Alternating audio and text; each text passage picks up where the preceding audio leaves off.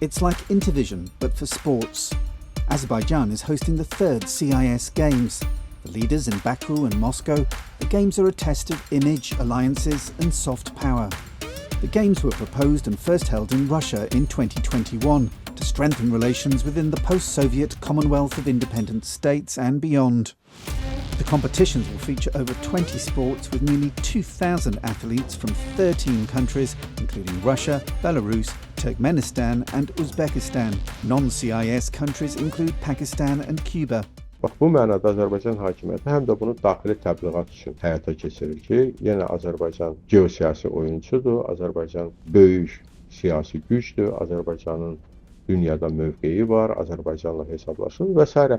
Bunun ətrafında təbliğat qurmaq. Bütün avtoritar ölkələrdə idman hakimiyyətin təbliğatı üçün xüsusi bir alət kimi, bir vasitə kimi istifadə olunur. Azərbaycanda da o cümlədən. The Games come at a time of tensions between Baku and Moscow. Late last year, Azerbaijan accused Russia of accidentally shooting down an Azerbaijani Airlines plane over the Caucasus.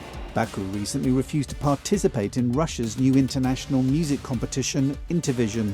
Former diplomat Nahid Jafali says Azerbaijan has no interest in relations with Russia deteriorating further. He says the Games are important for Russia too. Bu yaxınlarda Business Insider'ın açıqladığı araşdırma da göstərir ki, Rusiya MDB ölkələrində yumşaq gücü artırmaq üçün müəyyən addımlar atır. Rus evlərinin fəaliyyəti, rus dilinin təbliği və s. bu siyasətin tərkib hissəsidir. MDB ölkələrinin idman oyunları da bu təbliğatın bir elementidir. The third CIS Games start on September the 28th and will be held across 7 Azerbaijani cities.